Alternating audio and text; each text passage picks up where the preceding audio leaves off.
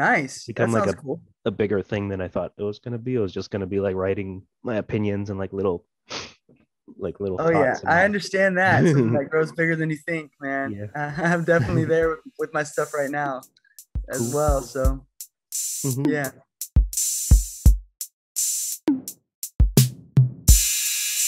I think a while ago I heard about like homebrewing and like people making retro games, and Yeah. I came across these guys in Mexico making Pine Creek. That it's a game for the Game Boy Color, but I haven't had a chance to try it out yet, but it looks oh very cool. yeah, they're really busy though, so I just like sent them questions to interview them real quick, Sure. and then I just started. I don't know, it's really interesting, so I started looking for other people. Or I don't remember how exactly I came across your profile, but I was just like, this Glad looks you did. cool. Yeah, me too. What's your gaming history and like memorable moments and consoles and games for you Uh, growing up? I I grew up like my aunt and uncle had an NES at their house, and that was like my first experience with gaming. And we were playing Super Mario Bros, Duck Hunt, some Dragon Warrior, Arkanoid, just your general NES games. And I ended up getting a Sega Genesis, a Super Nintendo, and like it's sort of started spiraling from there into just being a gamer. And now I have like a ton of systems and just it's a deeply rooted history. I think I've been playing since I was like 5 or something like Yeah. that. I had a Game Boy growing up, and Mhm. it's definitely a deeply rooted thing for me. I've been playing games my whole life, so to make games was like it kind of made sense. Like I started making games, I think like in 2013 or something like that, and Mhm. failed miserably. Started in Unity, and I bit off more than I could chew trying to do like 3D games, and Oh. yeah, it was intense. Like I built broken games for sure, and yeah, it was an experience though. It was something to learn, and I quit for like a year or two, and I came back to like writing code with my dad for like using microcontrollers, like Mhm. the Arduino, trying to like control stuff in my room, like turn lights on and off, and that kind of led into me doing more gaming projects and like actually successfully finishing a game. So That's cool. And then I just read, what is the retro room and how did it start? Because I know it was on the website. It says, well, you've made some games there, yeah, but you're also trying to do like preservation stuff.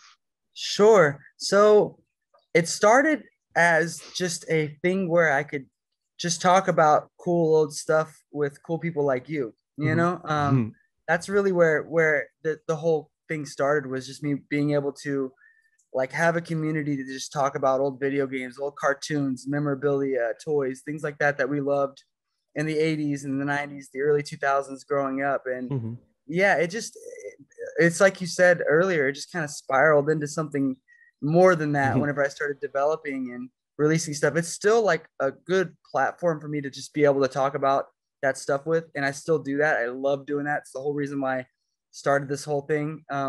But yeah, it's kind of grown into a publishing and game development company as well. Mhm. So that's really was my friend Sean. His idea. He actually runs my email marketing now, Mhm. and he owns a company called Electric Sauce. And but yeah, he told me I should start a community to try to meet some like-minded people and talk about video games with. And I was like, that's a great idea. So I went ahead and did that. Mhm.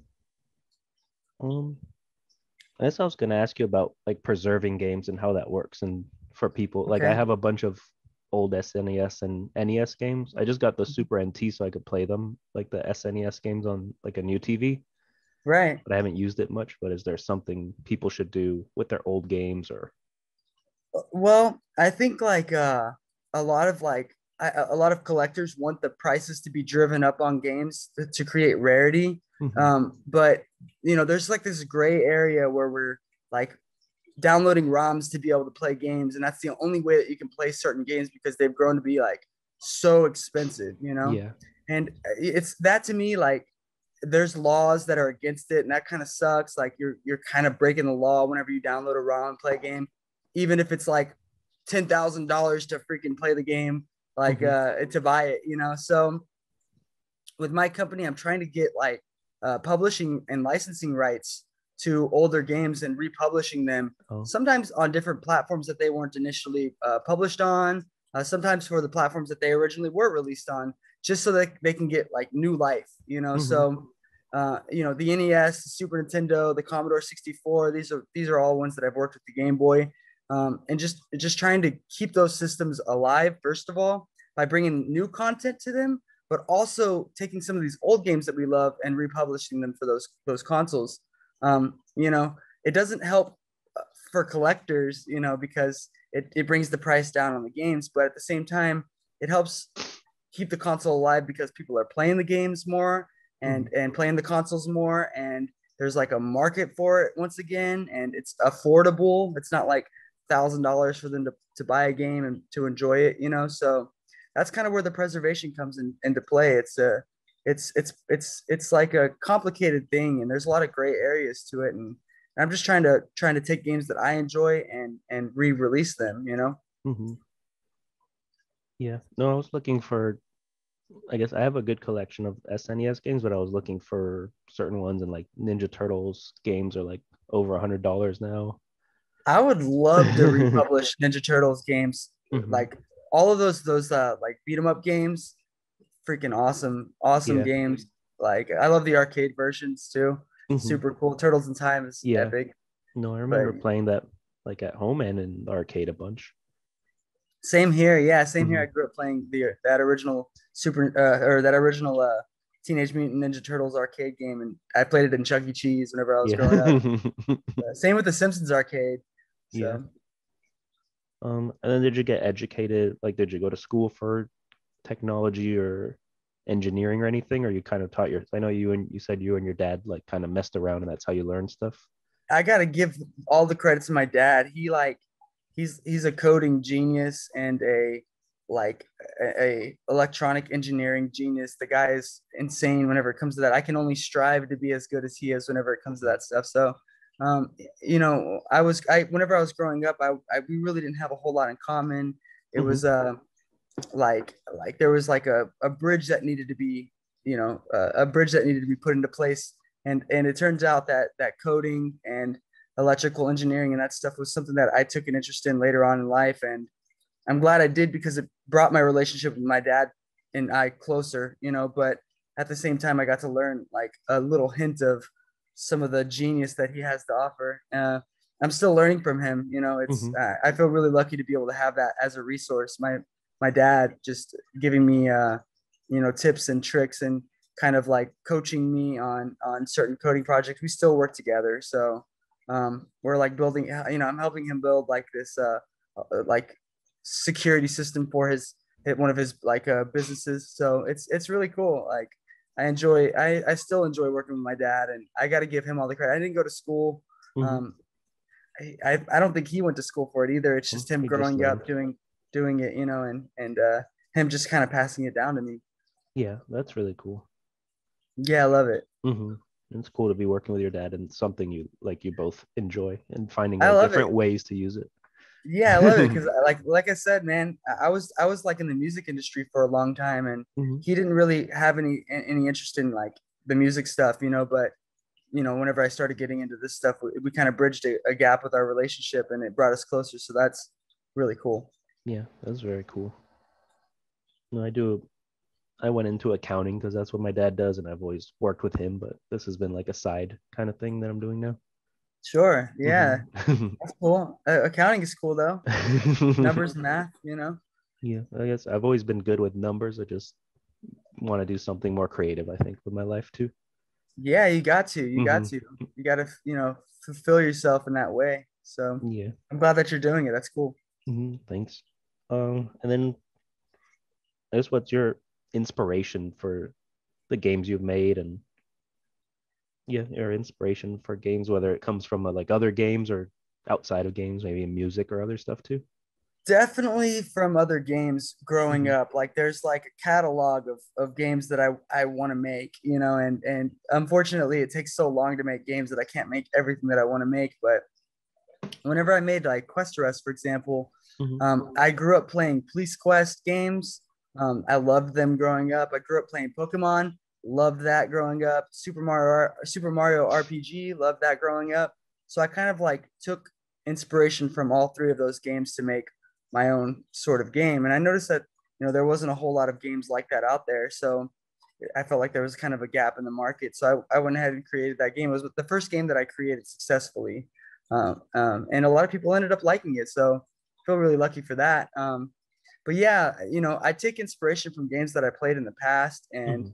games that I felt were like super iconic, like Pokemon or Metal Gear Solid, or these like super iconic franchises that I grew up with playing. Even stuff like Mario. Like we're working on a platformer called Gelatinous. It's got like Mhm. Metroid, Castlevania, like I said, even Super Mario vibes to it. There's a lot of influence from a lot of different places that come together to make the games that we're working on right now. So yeah, it's very deeply rooted. Like another influence for like the RPG, side of it was Dragon Warrior. Growing up playing that, and it was like a grind game, and Mhm. but yeah, there's a lot of influence that I get from just classic games in general. Yeah. I was thinking how I guess all the retro games are on like the cartridge consoles, like that NES and the Sega and the Genesis and all those. But then I started thinking how like the classic rock radio station was always playing when I was a kid, like even in high school, like older bands, and now it's playing stuff from my childhood. Is classic That rock. kind of hurts a little bit, man. I Yeah. heard I heard Jimmy Eat World on the classic rock Yeah. radio station, and I was like, oh no, am No, I we've been getting hearing old? like Nirvana and stuff. Nirvana, And yeah, like it's an oldie now, like even Chili Peppers and stuff That's what I'm that are saying. still Chili going. Peppers, that's a big one. That's like Yeah. no way. Like But I like that doesn't feel like an oldie to me. no, but that got me thinking like if the retro games are gonna move to like people making PlayStation 1 games or like Dreamcast games, or that's probably harder because of like I'll tell you discs what, versus cartridges. I'm definitely working on some stuff that's within that realm. I'm working on Dreamcast games. Mm-hmm. I'm working on Nintendo DS games. Oh, So that's cool. I think that it's happening like you say, where the term retro gaming it's subjective to whoever is saying it. It's like Mm-hmm. retro gaming to me uh might be different than retro gaming to somebody else. So I'm open-minded to just making games in general. I would make even like Nintendo Switch games, Mm-hmm. or like we're toying with the idea of making modern games as well, with a retro Yeah. flavor, but yeah, I'm open minded to doing like all of that stuff. Really, gaming in general has been like a culture that changed my life in a positive way, and if I can like offer that to somebody else, awesome. Mm-hmm. No, yeah, I was thinking of games like, well, just in the Switch alone or on every system now, there's like games like Celeste that feel like a game that was made back in the day and stuff. But then there's also like these huge AAA games. Like we're playing all kinds of games like Right, on this crazy spectrum, and they all can be good. It doesn't matter if it's like I the most agree. expensive game or like one person made it. I'm open minded to like Mm-hmm. trying anything, working with a team on a AAA game, or working with the teams that I have been on these retro games. It's been Mm-hmm. really cool. I like the idea of teamwork. I like the idea of working really hard in a basement on something and then releasing it to the public. Yeah. It's always been something that I've fancied. Mm-hmm.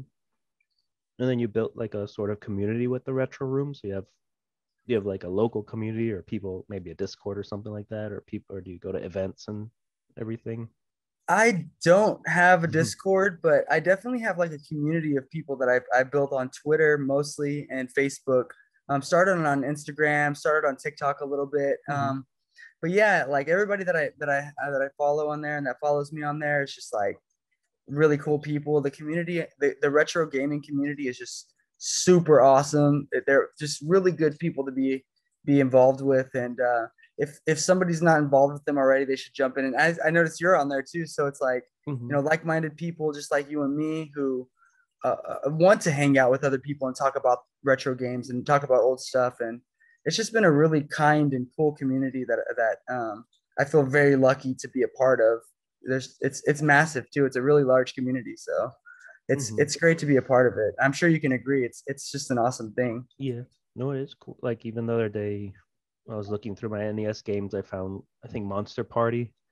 And I was like, I remember the artwork, and then I looked up a video, and I was like, oh, I totally remember playing this game. Like when you see old footage of a game, you're like, I remember playing like this whole game as a kid. I love it. Yeah, and Super that cool. community will bring stuff like that, you know. Hmm. And do you think there's something, I guess, using because you're using old tech, but then you have like the knowledge of today, is Mhm. that limit you, or are you able to do more than people used to do, or maybe there's like more shortcuts because now we know how to do stuff faster?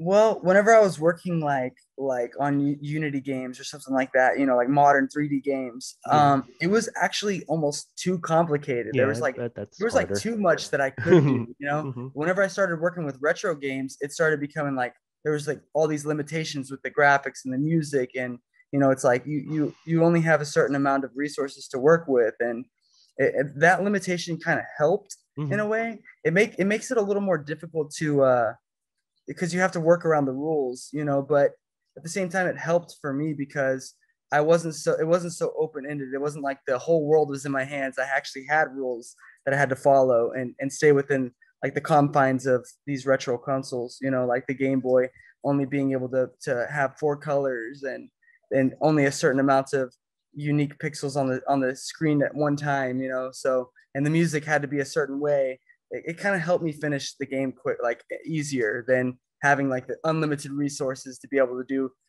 to to put it a better way is you bite off more than you can chew whenever Yeah. you're a game developer. You want to make like this AAA title that's awesome, that's like open world, and it's just not really that plausible to do. But whenever you're in a retro gaming atmosphere, it makes it a little more easy to finish a project, I think. Yeah. So is it sort of like you started with I guess, with the huge thing, and then you just went back, but let me try this little thing, and then maybe move up slowly to get back to here? I wanted to actually just Hmm. finish a game. I was like, I just want to finish making a game, have a start, a middle, a finish, Hmm. you know, a good ending, and just kind of finish making a game and actually have a release. Like that was the goal whenever I first started this, just to finish something. Because I had unfinished projects that I just had left open that were gonna Yeah. be impossible to finish by myself. So I think the idea was just to finish a game. Hmm. And then is the retro room like a full-time thing now, but it started as a hobby side thing or for fun? Yeah, it started as like a side thing, and the pandemic came, and I Yeah. was working in the music industry, and that destroyed my career. Oh. And that, you know, and luckily, I had already been kind of working on the community and working on some development, and it ended up taking off. So it's become like a full time thing for me now. Yeah, yeah, I feel really lucky for that too. I Yeah. feel like it's such an awesome thing. Like if I can keep doing this for a living, I would be eternally grateful. You know. Hmm. No, that's cool. What were you doing in the music industry? Was it like a touring type I thing? was like I did event coordination and management. So I helped artists get booked, and then I helped manage the events that they were putting on. Hmm. So it was like it was a similar kind of feeling, I guess. You know, both that industry and this industry are both in entertainment, and Yeah. it felt similar. So I think the skills that I had picked up through working 10 years in that industry taught me a lot of stuff that I can use in the gaming industry and that I do use in the gaming industry. So yeah, but yeah, it sucks that I had to lose that to the pandemic because you know Hmm. it was a fun gig, but truthfully, I enjoy what I do now more, That's much good. more. So I feel really lucky. And all that hopefully will start coming back soon. Touring and Yeah, music. yeah, you know, and well, it's like I have the choice to be able to go back and work in music and do gaming, you know, at the same time part time, Hmm. or just keep my focus on gaming. I think I'm gonna keep my focus on gaming. Yeah, Yeah. that's cool. And then do you have, I guess, what are your interests outside of gaming? It's music and You know, like I'm really an open-minded person. Like I like media a lot in general. You know, I hmm. like movies and books and things like that. So outside of gaming, what do I like to do outside of gaming? It's that's a tough one. You know, I like to travel. I think that's like a basic human thing. Like I like me and my girlfriend will go on trips together and that's fun. And we're planning like this awesome European excursion next year. So I'm really excited about that. I like cooking. Cooking is awesome. I Yeah, like to I love eat cooking too. delicious, yeah, delicious food. Yeah. Is fantastic. But yeah, it's hard for me to focus on anything outside of what I'm doing here with gaming. Hmm. It's kind of like captivated me, which is a good thing and a bad thing. I have to be careful with how much it captivates me because I'll end up like never sleeping and always doing, Yeah. you know, gaming projects. So And yeah, then when you're playing games, are you playing mostly retro games? Or are you playing the new games? it's a mixture of both, honestly. Here recently, like my girlfriend's not much of a gamer, but she will play like Diablo with me. So we'll play Hmm. Diablo, and Diablo 3 for the PS4 is kind of a newer game, But at the same time, like right next to me, I have like my Evercade, So Oh. playing retro games, it's a mixture between both. I enjoy retro games probably more than the modern games. I Hmm. think because they're more simplistic and just Yeah. easier to pick up and run with, and easier to put down. Like the big games, I have to put like hours Yeah, a of lot of time hours. into, and like I'll set it down for a couple weeks, pick it back up, forget how to play. Like Hmm. I don't even remember the controls, and I don't remember where I was in the story, and something like old school is a lot easier to pick back up. And do you ever take, I guess, like things you've seen in new games and try to maybe simplify it into a retro game idea? I love that concept of doing that. I made like a retro style paper Zelda game that was Hmm. pretty like I made it like a demo, and that was interesting, like taking like that more of a modern concept. It's in like 3D, I guess. And that was the most recent like 3D game that I had made. It's kind of 2D 3D, it's paper. Hmm. But yeah, I definitely take concepts from like newer games to try to make like retro games, and put those like ideas to play in retro games. Yeah, definitely, I'd say so. Yeah. No, I feel like that's really cool to be able to like know what games are now and then like how can I simplify this or take, I guess, small things from it, or Sure. like Yeah, I think like how would they make this huge like an Assassin's Creed game if they were trying to do that back in the day? I wish that I could get more licenses for like some of these newer games so I can make like demakes like that. That I would saw be cool. somebody made like a 2D Doom game that was Hmm. super cool looking, and I want to make stuff like that, but obviously like, for you to be able to sell it, it has to be on a license, and it gets complicated. Yeah. So, Um, yeah.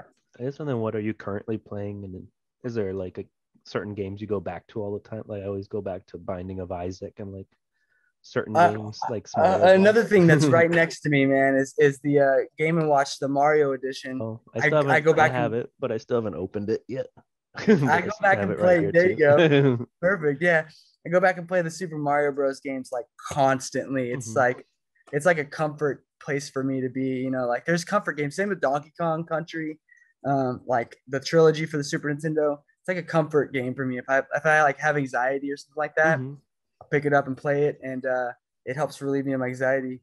I'm currently playing an indie game on the Evercade called Flea, Hmm. and it's great. Like it's a lot of fun. I don't know if you've ever played it, but they released that one actually came out on Dreamcast, um, uh, NES, Evercade, a couple of other consoles, PC, I think. Hmm. It's a great game. I'm having a blast with it. So I always play. I always have like one big story game that I'm like. I just finished Ratchet and Clank on the Okay, PS5, but then how I was it? always it was a lot of fun and cool. But I got into Ratchet and Clank like last year with the 2016 one that they gave us for free on PS4. I was like, let me try it now that I saw like the trailer for the Okay, new game, and then okay, I like really liked it just because it's like yeah, silly and fun and it's not like a sure. hard game. Yeah, it's just for fun, just kind Hmm. of like relax and play. But now with all the new technology, it's really cool because you like feel the different guns on the PS5 and everything with the Really? controller. Okay. I'll have to try that. I haven't got a PS5 yet, Hmm. so I'm still rocking my PS4. Honestly, I have games that I haven't played on my PS4. There's like Me too. so many. Like my backlog's gotten Yeah. ridiculous. I'm sure you can relate. No, and I've been mostly playing PS4 games on the PS5 because when you upgrade, I think if you get PS Plus, they're like, here's a bunch of like the greatest hits of PS4, which I played most of them, but like half of them I hadn't. So now I'm going back to play all these Yeah, games and looking through my free games from every month. Like, oh, I've never played this. Let me try this. tons of good ones too. And it's like, and you know, I like I'm so captivated making games and running the publishing company that it's hard for me to get enough time for me to want to play games, or like Mhm. not to want to play games, but to like have the time to play games the way that I want to. Yeah. Like, some of these more story heavy games that, like Cyberpunk. I haven't even really got a chance to play No, I Cyberpunk. got like an hour maybe, and then I took a break for a while because I was like, let me let them fix it first. Yeah, same here. And they But I fixed haven't it jumped back since in. then. Same here. Yeah. And I know that to play that game, I'm gonna have to put like 30 hours down or 40 hours down at least. Mhm. So it's hard to pick myself up and do it. Another one that I really want to play is Red Dead Redemption 2. Like I have that Yeah, one. I did that Haven't for a gotten while, into and it. it's like really slow, so it'll take a long time. Like it's really cool and Yeah, I figured beautiful and it's one of everything, those. but it's just gonna take for like you can put a lot of hours into that Yeah, game. exactly. It's one of those where I have to like dedicate a whole lot of time. That's why I Yeah. like retro games so much, is you can just pick them up, and put them down. Hmm. Yeah, So that's why I always have like the smaller indies. Like now I've been playing a lot of Spelunky, cool. and I've tried to play it like 5 times, but I never really understood, and then I finally got it. But it's Okay. but it's like you keep dying, and you're like, no, I can get further, and you keep playing, and then it's like 3 in the morning, and you've been playing Sure. for Yeah, forever. you should try Flea. Flea is a good one, man. It's a Check super out simple Flea. game. It's a cool indie game. But there are companies that publish for the Switch, that publish for the PS4, Hmm. And I've toyed with the idea and I'd love to do it moving forward. And we're like talking about, trying to get that kicking. But so far I've only had experience with publishing retro games. Yeah. And how So do you get the cartridges and everything? You just have so to each order piece them, is or yeah, each piece is done by a manufacturing company. And Mhm. at this point in the business, I'm starting to have to hire out for people to help me put things together, because for up until this point, I would order all these different pieces from different manufacturers, and they would send them to me. I put them all you'd put it together, all and then together. Oh, and then I ship them out to the people. And now that we're getting like hundreds of orders, it's starting to become overwhelming for me to do by myself. And I'm still trying to, I'm trying to keep up. But as like I get more licenses to release some of these games, I'm gonna have to like figure something out to try to get some help with that. But hmm, yeah, each piece is manufactured by a different, from the PCB to the labels to the boxes to the manuals. It's all done by different people, and yeah. and they all send it to us, and we'll put it together. Hmm. So it's a process. Yeah. I guess in Houston, is there like a lot of retro gaming stores and stuff like that, or is there There's a like a few of them, and actually, like we're negotiating with trying to get into a few of them right to get now. your games in them?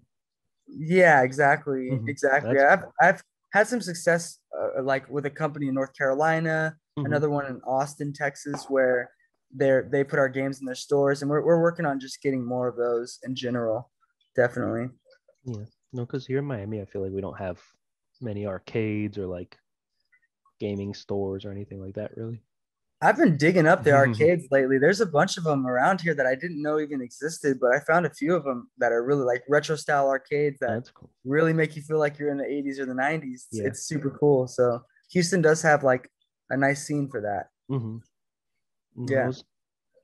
I was in a small town in Florida for work like a few weeks ago, and I saw like 3 arcade like just driving through, and I was like, we don't have that, or I don't think we used to have arcades like in movie theaters or like in bowling Sure. alleys, like connected to something, but we never really had maybe like one or two, and then we have like Yeah, the here game zone and like those there's an crazy ones. arcade like literally 10 minutes away from my house that Hmm. you pay $15 and you get to play all day. That's really cool.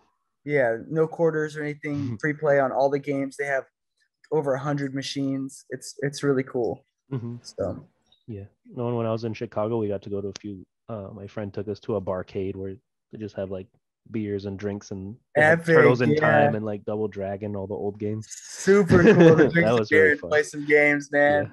That's a good time. It really is. The arcades around here are similar to that. They're like BYOB, where you can bring your own beer and you can drink and play video games, and It's super cool, you know. That's cool. Yeah, I love it. I love Hmm. it. You got to come to Houston sometime and try Yeah. it. No, I have a friend that was just here, but he lives there now with his baby and everything, his wife. Yeah, But I come haven't gone on to out and visit him. visit. I went to Houston. My brother-in-law's from Houston. His family's there, so we went for his bachelor party. But I Yeah, next loved time it. you're out here, let's go to the arcade. Let's Yeah, meet up and go that'd to be the cool. arcade. That'd be Yeah, definitely. awesome. When I go visit my friend, I'll let you know. Yeah, let me know. I would Hmm. love to meet up and play some games, man. Hmm. I guess I need to start buying some retro game. Like I have a Game Boy Color that I have this like the Pokemon one that I stole it from my Oh, friend's little sick. brother back in the day because Nice. he had like a drawer of just Game Boys. No way. That's a and good I one and too. the only That's game I nice. have is Tetris, but Time to I start need to find expanding some that Game collection Boy. a little. Yeah, I used to have like Home Alone and all these like weird games. Yeah, some of those but classics yeah, but there. I don't know where any of them are. It happens, man. I same with me. A lot of my stuff from my childhood went away, but yeah, I'm definitely working on trying to get some more. I'm particularly collecting for the Super Nintendo myself. Yeah, me too, So, because I have the Super NT now, and I played some NBA Jam the other day, which was really cool to go back in NBA there. Jam, so good. He's on fire. Yeah. And then I found all these NES manuals for like Kirby.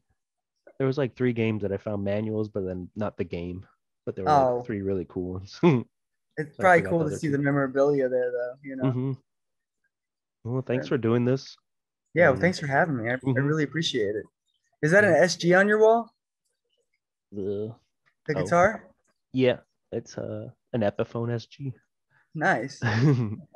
The music industry, man. You know. Hmm. No, I have that and an acoustic, like a tiny Martin acoustic now. All right. Hmm. Whenever you come into town, we'll have to jam. Yeah. No, I haven't played guitar in forever, but I do improv here in Miami, and like I started taking my before the pandemic, I started taking my guitar to do shows, like just to do improv music stuff Sick. in the middle of stuff. And I was like, okay, I'm gonna start practicing more and get back into guitar. And then the pandemic happened, so I was like, well, no, I don't need to do it. Yeah, it So I've happens, been taking a man. break, but it's Yeah, a lot of fun. it ruined music, man, for sure, for at Hmm. least, the last year or two. So hopefully we can get it back soon. Yeah. No, I miss going to shows. So I used to go, Yeah, I don't know, a few shows a year. same. Yeah, it's coming back slowly, but we'll see what happens. Yeah, they had Lollapalooza this weekend, so we'll see how That looks that went. really crazy. It looked Hmm. packed. Yeah, I watched Foo Fighters and then Limp Bizkit. I started I watching just watched the because, Limp Bizkit one too, bro. but then Fred I like Durst. seeing him Fred Durst. and Wes Borland's like crazy outfit. I just every time Yeah, he was yeah, on it was stage, I was like, wild. I can't believe that's him. Dude, I couldn't believe it was freaking Fred Durst had the dad look. Him with hair was Yeah, wild. that was funny. Yeah, it was pretty cool to see. Hmm. But for sure. Hmm. It was good to meet you. Yeah, you too. Hmm. Yeah, thanks again. Thanks for having me on, dude. Yeah. I really appreciate it. I'll let you know if I go to Houston sometime soon Yeah, let me or know. whenever I'm Let me there. know. We'll Hmm. meet up for some beers and some barcade. Yeah. Sounds good to me, man. Hmm. Thanks again for having me. And yeah, thank you, man. I Hmm. appreciate it. Yeah, it was nice meeting you. You too. And good luck. Yeah, same to you. I'll talk to you soon. Yeah, bye. All right, later, man.